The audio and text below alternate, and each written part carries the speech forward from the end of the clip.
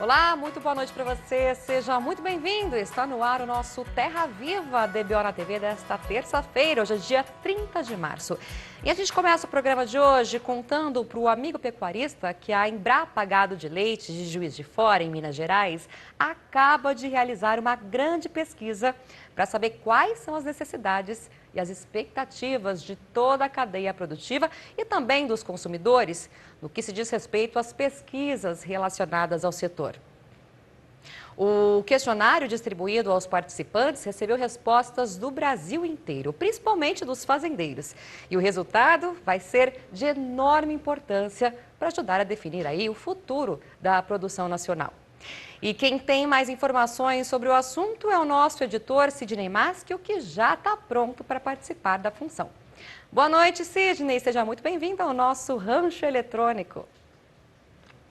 Boa noite, Marusa. Muito boa noite para todo mundo. A comitiva viajadeira do Terra Viva DBO na TV veio arrecadando pelas freguesias lindeiras da nossa rota boiadeira as novidades que estão sendo faladas e vividas pelos companheiros de lida. E agora reúne o nosso povo na volta da fogueira para fazer a contação das histórias que foram trazidas junto com a bagagem de viagem. Pois é, né? Ninguém tem condição de saber quais vão ser as necessidades do setor leiteiro brasileiro daqui a 10, 12 anos para frente, né? Mas a pesquisa carece de ter aí pelo menos um rumo para seguir para poder responder com muita ligeireza, né, quando a precisão surgir. Pois foi justamente essa a intenção desse questionário que foi distribuído e respondido por gente de todos os elos da cadeia, da corrente representativa da cadeia que é representativa do setor leiteiro no Brasil inteiro, né? E para trocar dois dedos de prosa a respeito do trabalho que está sendo feito, a gente vai ter a honra e a satisfação de entrevistar o Dr. Pedro Braga Arcuri, engenheiro agrônomo e chefe adjunto de pesquisa e desenvolvimento da Embrapa Gado de Leite, que vai participar do programa falando ao vivo por meios eletrônicos, diretamente de Juiz de Fora, no interior das Minas Gerais. Ô, doutor Pedro, muito boa noite. Muito obrigado pela atenção e consideração. Seja muito bem-vindo aqui no nosso arranchamento internetico. Olá, Sidney e todos aqueles que nos assistem e nos ouvem. É um prazer para nós poder conversar sobre essa ação que a Embrapa Gado de Leite realizou recentemente. Muito obrigado pela oportunidade. É sempre uma satisfação ter o pessoal da Embrapa aqui com a gente. Ô Pedro, agora qual foi o objetivo principal dessa pesquisa que vocês fizeram aí no país inteiro, né? Exatamente, Sidney. E como você disse na abertura aí da nossa conversa, a Embrapa, como empresa de pesquisa, ela precisa estar olhando para frente para ver o que precisa ser melhor conhecido para que a gente produza soluções que sejam de interesse dos produtores e dos demais elos da cadeia. Então, esse questionário, ele é, na verdade, uma parte do nosso planejamento e nós fazemos esse tipo de atividade regularmente. Não é todo ano, porque é uma atividade muito demorada e relativamente caro, mesmo pensando em termos de meios eletrônicos, mas nós fazemos isso regularmente, exatamente para ouvir daqueles que estão na lida o que é uma indicação para que a gente possa trabalhar buscando soluções e essas soluções sejam adotadas pelos que estão trabalhando. Ô Pedro, e quais foram os setores e os profissionais que participaram dessa pesquisa? Olha, Sidney, nós ficamos muito satisfeitos porque é uma pesquisa que a gente chama de voluntária, né? A gente põe o questionário nos meios eletrônicos, redes sociais, e as pessoas decidem participar. Então, nós tivemos, num total, 540 respostas, o que é um número para nós muito bom, e dessas 540 respostas, mais da metade veio de produtores. Esses produtores tinham nós separamos aqui a quantidade de leite produzido por dia, Então, a maioria deles produzia entre 200 até 2.000 litros. Foi um total de 62% dos produtores que responderam que produzem leite nessa faixa, o que é realmente representativo aí da nossa cadeia. Tivemos quase 11% de produtores acima de 2.000 litros e os restantes, que são aí em torno de 28%, até 200 litros de leite. Então, nós achamos que a representatividade pelos produtores foi muito boa. E uma segunda categoria que reagiu muito bem ao nosso questionário foi da área de extensão rural, que para nós também é muito importante, porque é exatamente a interface que a gente tem. A Embrapa é uma empresa, apesar de distribuída no país inteiro, relativamente pequena. Então, com os extensionistas, a gente pode ter um alcance maior chegando até os produtores. E os extensionistas responderam em mais de 12% a esse questionário. O Pedro, agora, de que formas, né, essa pesquisa, essas respostas vão ajudar aí a Embrapa e os pesquisadores em geral, né, a direcionar o seu trabalho daqui para frente?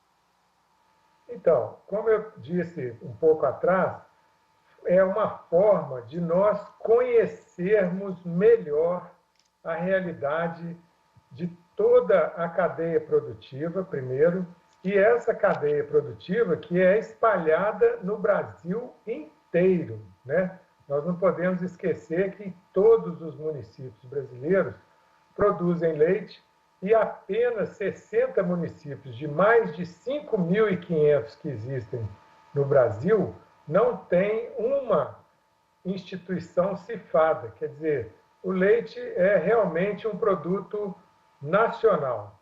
Então, para conhecer melhor essa realidade, é que a gente precisa lançar mão desse tipo de questionário, das parcerias que nós temos, e nós, Embrapa Gado de Leite, somos muito orgulhosos de termos um número muito grande de parceiros e também de outras instituições, por exemplo, não só outras unidades da Embrapa, mas as próprias Emater e casas de agricultura e também as universidades e institutos federais de educação que trabalhem com alguma atividade relacionada ao leite.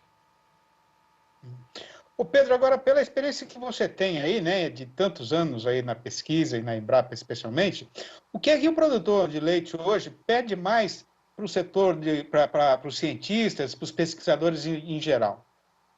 Ô Sidney, o questionário ainda não foi todo analisado, então nós não temos essa resposta assim, no mínimo detalhe, como nós esperamos ter daqui a algumas semanas.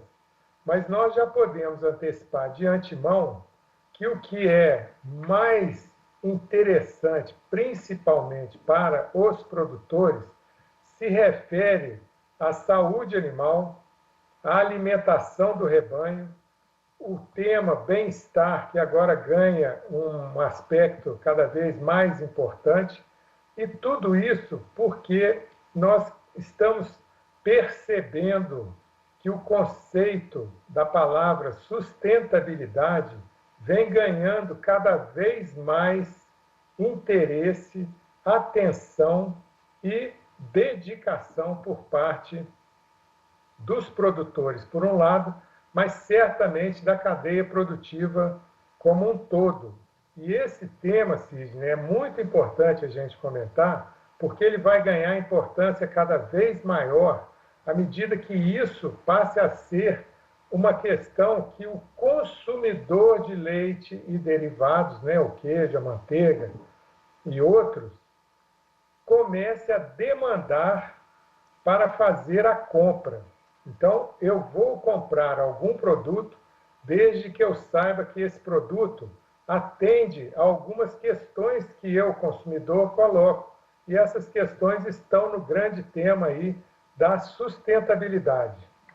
Isso por quê? Porque a gente fala de ambiente, e aí o ambiente também está relacionado com saúde e também está relacionado com o bem-estar do animal.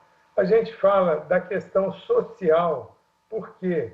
Porque o consumidor começa a se preocupar também com a qualidade de vida, não só do produtor mesmo, né, o proprietário, vamos chamar, da fazenda, mas também daqueles que contribuem na cadeia, os trabalhadores que auxiliam tanto a produção quanto a fabricação e a distribuição do produto até os supermercados.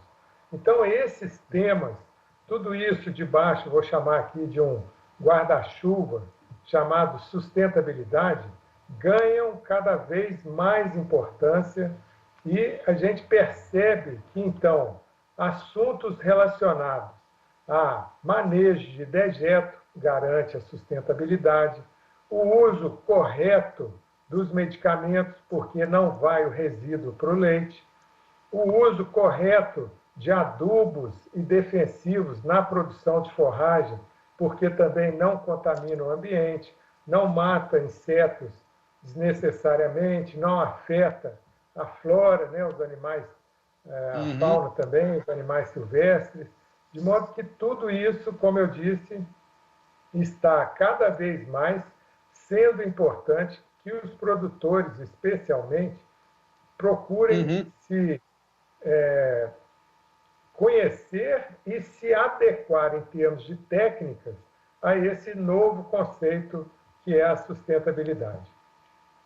Muito bom. Ô Pedro, eu gostaria de ficar conversando com você aqui mais uma meia hora, né? Porque esse assunto é muito interessante e é de extrema importância para todos os produtores de leite do Brasil inteiro, né? Mas você sabe que o nosso tempo aqui sempre é mais curtinho do que a gente gostaria, né? Então, eu queria agradecer demais aí a sua participação no programa, o esforço que você fez para participar com a gente.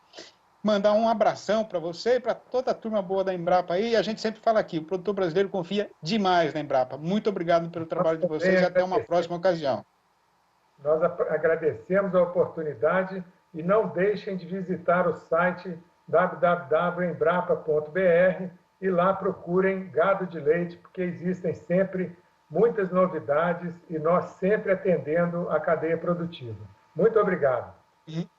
Obrigado, Pedro. E a gente volta agora para os nossos estúdios no bairro do Morumbi, aqui na capital de São Paulo, com a companheira Maruza Trevisan. Muito obrigada, Sidney. Daqui a pouquinho, então, você volta com mais informações para o pecuarista brasileiro, combinado? E a gente segue, então, falando do setor leiteiro depois do intervalo, porque agora a gente vai dar aquela paradinha e já voltamos com o mercado de leite e também com a nossa conversa com o analista de hoje. Tudo isso e muito mais é daqui a pouco, a gente já volta. Estamos de volta com o nosso Terra Viva DBO na TV desta terça-feira. E a gente segue falando de leite porque o CPEA, que é o Centro de Estudos Avançados em Economia Aplicada, da Exalc-USP, informou que o preço pago ao produtor pelo litro caiu agora em março. O preço do leite captado em fevereiro e pago aos produtores em março registrou queda de 2,5% na média Brasil líquida e chegou a R$ 1,94 o litro. Com isso, a queda acumulada no primeiro trimestre do ano chega a 9,8% em termos reais.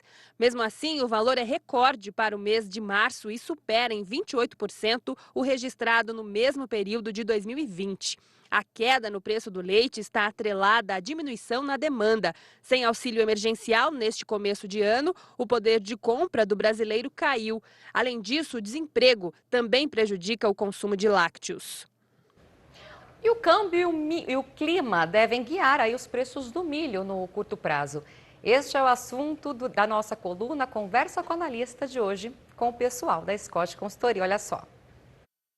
Olá a todos, eu sou o Rafael Ribeiro, sou zootecnista e consultor de mercado da Scott Consultoria. Hoje vou falar sobre a situação atual dos preços do milho aqui no mercado interno e trazer também as expectativas para o curto e médio prazo. Bom, começo aqui destacando o cenário de preços firmes no mercado brasileiro. Atualmente, a referência em Campinas, em São Paulo, é ao redor de R$ 98,00 por saca de 60 quilos. No acumulado da segunda quinzena, os preços subiram 1% na região, né? E no acumulado do mês, a gente tem aí uma alta de 10,1% no preço do milho em Campinas. Como fatores de sustentação aí nos últimos dias, a gente destaca as incertezas e preocupações com relação à segunda safra de milho, né? Visto que algumas regiões ainda estão finalizando a semeadura e uma parcela da área foi semeada fora da janela ideal de plantio, né? Sem falar também na intenção aí de alguns produtores, agricultores, migrando para o plantio do sorgo em função dos riscos maiores associados aí ao milho, né? Então, essas incertezas têm ajudado na sustentação dos preços aqui no mercado interno. Lembrando que a safra de inverno, ou a segunda safra, é a principal safra brasileira em termos de volume produzido de milho, né? Então isso tem um ponto bastante importante na questão de precificação no mercado interno, né? Outro fator importante a destacar foi a retomada das altas do dólar frente à moeda brasileira, né? Então, a gente viu um cenário mais fraco de câmbio na terceira semana de março e agora na quarta semana a moeda norte-americana voltando a ser cotada acima de R$ 5,70 por dólar, né? Ontem, dia 28, a cotação ficou em R$ 5,78 por dólar, né? Então, o câmbio firme, incertezas com relação à segunda safra, como principais fatores de sustentação dos preços aqui no mercado brasileiro, e por curto prazo a gente mantém aí monitoramento da questão do dólar e também do clima, pensando principalmente no desenvolvimento das lavouras agora de segunda safra de milho no país, né? Então, a expectativa por curto prazo, se primeira quinzena de abril, meados de abril e até meados de abril, a gente deve ter um cenário de preços firmes no mercado brasileiro, de olho aí no clima e no câmbio, e um alívio a gente pode ter a partir de maio, já com uma informação mais consolidada acerca da segunda safra, né, que é a safra principal, como eu falei, e do mesmo modo, se a gente tiver um cenário mais adverso de clima, prejuízo às lavouras e revisões para baixo, a gente pode ter também um cenário aí mais firme ainda de preços e altas não são descartadas. Então, para finalizar, os pontos agora importantes nessa fase agora de desenvolvimento das lavouras de milho de segunda safra no país, a gente destaca o clima, né, em função dos riscos maiores que a gente já tem nesse período mais seco do ano, mas também o câmbio, que deve seguir como um fator importante aí na precificação do milho, da soja aqui no mercado interno no curto e médio prazo. Por hoje é isso aí, pessoal. Um abraço a todos e até a próxima. E agora nós vamos para mais um rápido intervalo e já voltamos com as informações do mercado do boi gordo nesta terça-feira em todo o país. Fique com a gente aqui no Terra Viva, sempre cultivando o melhor do Brasil. A gente já volta. Estamos de volta com o nosso Terra Viva DBO na TV de hoje. E quem também está de volta aqui conosco é o editor Sidney Maschio, que traz o fechamento do mercado nesta terça-feira em todo o país. Quais as novidades, Sidney? Obrigado, Maruza. E com o tempo ainda pegado naquela mania dele de querer apostar corrida com o cavalo rei dos parelheiros para ver qual dos dois é mais ligeiro, né? O caso é que agora já estão faltando só mais algumas horas para fechar o pacote, passar o traço e mandar guardar o março de 2021 nos arquivos da história. Pois, mais uma vez, neste final de mês, o que tem para ser contado é que a nossa Praça Boiadeira continuou embicada na subida da ribanceira, e a explicação é a mesma conjuminação de motivos que já estavam empurrando o carretão no rumo de morro acima nestas últimas semanas derradeiras aí. Conforme já é da sabedência geral dos companheiros boiadeiros, a questão principal é que, com o forte apertamento na oferta de gado terminado no Brasil inteiro, o boi gordo agora está cada vez mais vasqueiro e alongado do mercado. Por outro lado, com a semana encurtada aí pelo feriado emendado de sexta-feira, né, e com a próxima chegada do salário na mão do trabalhador brasileiro, o comprador de boiada agora está sendo obrigado a pôr mais uns trocados aí na cotação para poder atender a precisão do seu patrão. No balanço do dia da Scott Consultoria, foram apuradas mudanças nas cotações em 5 das 32 regiões pesquisadas no país inteiro e, mais uma vez, em todas elas, o preço subiu. O serviço de fazer a recitação dessa relação, mais uma vez, está na mão da companheira apresentadora Maruza Trevisan. Acompanhem. A gente começa a lista das arribadas do dia pela capital do Mato Grosso. Em Cuiabá, a terça-feira foi de valorização geral, com o boi avançando para R$ 298,50 e a vaca para R$ 287,50, ambos no prazo de 30 dias e já descontada a parte do fundo rural. No noroeste do Paraná, os ganhos foram para o macho. E agora, quem quiser comprar boi por lá vai ter que desembolsar pelo menos R$ 297,50 pela arroba. Vamos agora para Marabá, no Pará, onde a alta foi geral, com o boi indo para R$ 285,50 e a vaca para R$ 280,50. Subiu tudo também no sudeste de Rondônia, onde o boi não sai por menos de R$ 293,50 e a fêmea por R$ 280,50. E a gente encerra a lista das mudanças do dia com o Acre, onde também subiu tudo. O boi agora vem negociado a R$ 263,00 e a vaca está saindo em média R$ 254,00. Já aqui no estado de São Paulo, o dia foi de estabilidade. Tanto em Barretos quanto em Araçatuba, o macho vem sendo falado em R$ 309,50 e a fêmea a R$ 280,50. Tá certo, então, está chegada a hora tão esperada da recitação dos nossos versinhos caipiras do dia, e o tema escolhido para essa semana é Saci, Assombração e Simpatia. Então, vai ouvindo. Eu tenho em casa um sacizinho amansado de gaiola que fica quietinho para me escutar tocar viola, mas ele está lá só para terminar de criar, e quem quiser ver não pode demorar, porque depois que ele crescer, eu vou soltar. É isso então, gente. Eu vou ficando por aqui, mandando um abraço para todo mundo e devolvendo a vez de falar para minha companheira Maruza Trevisan. Tá certo, Sidney. Uma ótima noite para você e até amanhã, então. E o Terra Viva DBO na TV de hoje vai ficando por aqui. Voltaremos amanhã a partir das 7h45 da noite com mais informações da pecuária brasileira para você. Obrigada pela companhia de hoje. Tenha uma ótima noite. Se cuide. Tchau, tchau.